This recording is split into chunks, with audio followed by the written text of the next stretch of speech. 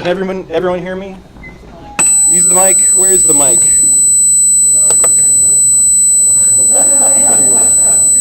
All right, you know.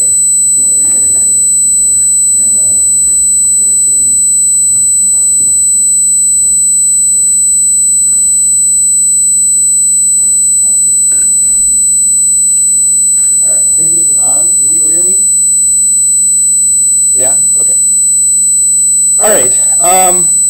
I really want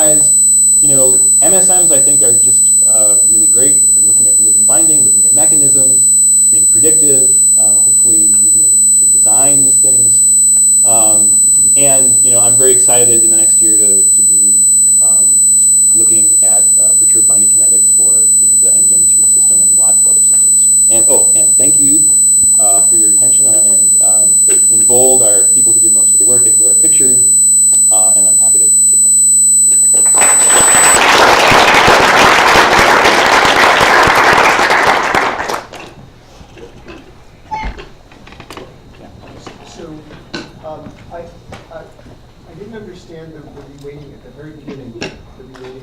Could you explain it a little more? Because it seems important. It's simpler than you think.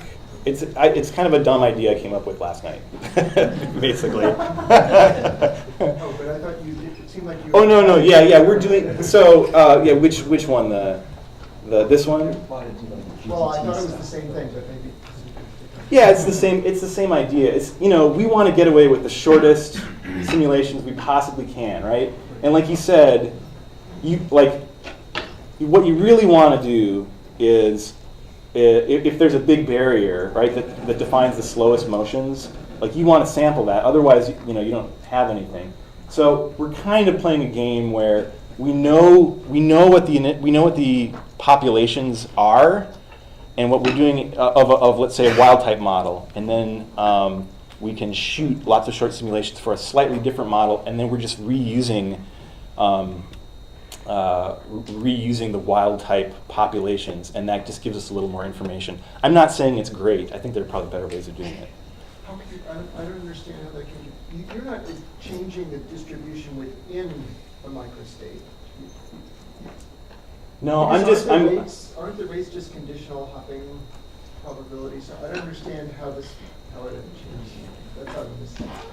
It changes. Well, so yeah, I guess maybe it's a straw man argument here because the estimator I'm using is this maximum likelihood estimator that enforces detailed balance, and we definitely are not in detailed balance. We're not sampling from equilibrium. So yeah, it's kind of a straw man argument, but I'm just trying to illustrate. I think it embodies some problems that we are having. Maybe you can explain more. Yeah, I'd love to talk more. Yeah. What kind of feature space you like to use for ligand binding? We can say a little more about that, but it took us I've heard some stories so far that it's kind of trial and error, but we were able to get away with something pretty straightforward, which is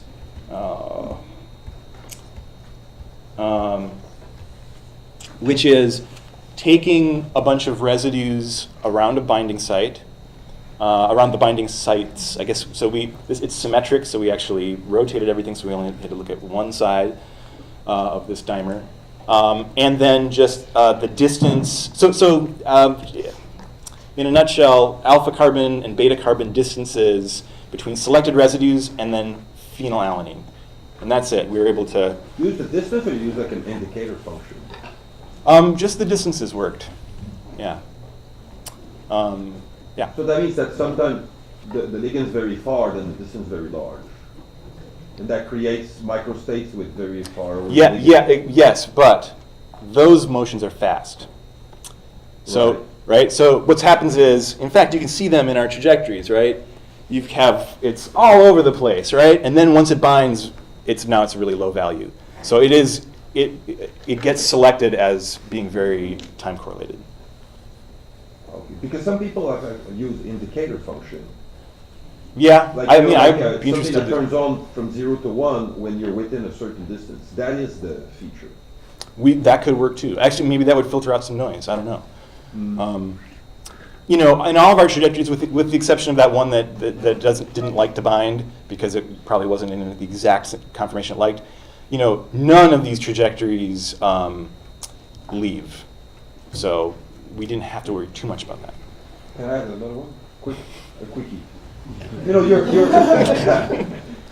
When you say like a selection of a conformational selection with your ligand, one thing you could do is simulate it in the presence of some restraints that actually keep it in the bound conformation, because then that should bind like super fast. Yeah, that's true. I'm not saying like rigid restraints, just like keep it so that it doesn't really go elsewhere. If it binds much faster, then clearly the mechanism does not require it to change conformation as it binds. Yeah, I agree. I mean, a lot of things we do are, we put lots of simulations up on folding at home, and then we forget about it for a while. Truth be told, but I mean, I think that kind of thing is going to be really important when we start dissecting things in detail. Cool work. So one of the things I'd love to know is what concentration do you switch from conformational selection to induced fit? It depends on the system. You should look at that paper. It's pretty cool, actually. I mean, it's all like analytic. It's like just solving a bunch of simple kind of biochemistry. Can you imagine them just putting soft restraints that push all the phenylalanines away from one another and go up to like 50 in a box? I guess, yeah, that could be a bias potential, sure. I mean, there's lots, we should talk. There's lots of ways to do things, yeah. This might be a very naive question, but does the, what you call conformational selection used to depend on what you call bound and unbound state? Yes. Yeah, actually, when we published, when we were revising that manuscript with the P53, I called it. There were some problems in just what we were calling it, right? Because there's lots of bound states, and in fact, there's lots of bound states that aren't folded and they leave, right? So there's a reviewer who was like, well, why can't you calculate an off rate? It's like, well, no, there's actually a strong binding state. It's that one that we have nothing leaves after it binds. So yeah, I think it does depend on what that is. But I think if you wanted some sort of agnostic way of determining that, you could calculate it from TICA and things like that. I think there are objective criteria you could use. All right. One more question. Okay, like you're always showing these plots, like 2D TICA plots. Like, is it only because you're lucky that these two ticks come out to be like the conformational change and the binding, right? Especially the binding, right? And it's surprised that binding always comes out as one of the ticks, right? So you should talk with me as closer about this, but we had to include a bunch of bound state simulations, equal numbers of bound state simulations along with unbound or binding simulations. Equal numbers. Yeah, equal numbers. Oh, okay. Yep. So a good segue to our poster session upstairs. We have been let's think of this meeting.